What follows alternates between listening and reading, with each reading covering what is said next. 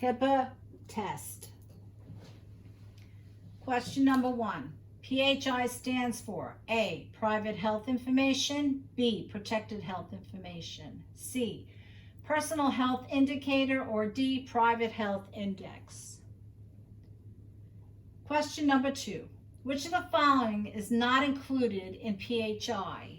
A, the fact that a person is deceased, B, the person's education level, C, the person's name, D, the person's telephone number. Question number 3. For how many years after a person's death is PHI protected? A, 0, B, 10, C, 25, or D, 50. Question number 4. Which of the following statements is false? A, if a state law grants that the client greater access to their PHI, then it will exempt HIPAA. B, if a state law gives client health information greater access to their PHI, then it will preempt HIPAA. C, for disclosure of health information, HIPAA always preempts state laws. Or D, if a federal law gives consumer health information greater protection from disclosure, then it will preempt HIPAA. Question number 5. If the person you are trying to reach is not available, you should only leave names and callback numbers on answering machines and voicemail systems. A, true, B, false. Question number 6. Which of the following is not an exception to the minimum necessary rule? A, disclosure to a healthcare provider for treatment purposes.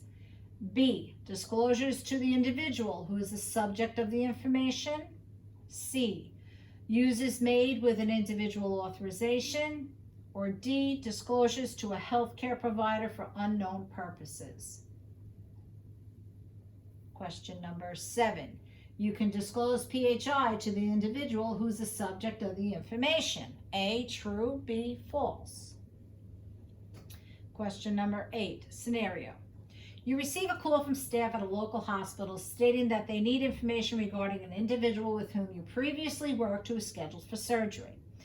They fax you a release of information form that only authorizes the release of medications, but the person on the phone is asking for dates of treatment and diagnoses. What would you report? How would you respond? A, tell them everything they want to know since the person is scheduled for surgery. B, release information regarding medications only. C, refuse to tell them anything. Or D, only release information regarding medications and dates of treatment.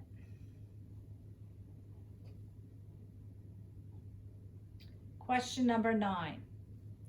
Bella, who works in the billing department of a doctor's office, did not get patient consent before disclosing protected health information, PHI, for the purposes of obtaining payment. Has she violated HIPAA? A, no. Bella does not need authorization to disclose PHI for payment purposes. B, yes, Bella needs authorization to disclose any protected health information. C, only if she did not give the patient a notice of privacy practices. Or D, only if the patient is a substance abuse treatment program. Question number 10. Best practices for HIPAA include all of the following except A, don't talk about consumers in public or where you can be overheard. B, share your computer password with a new staff that does not have their own.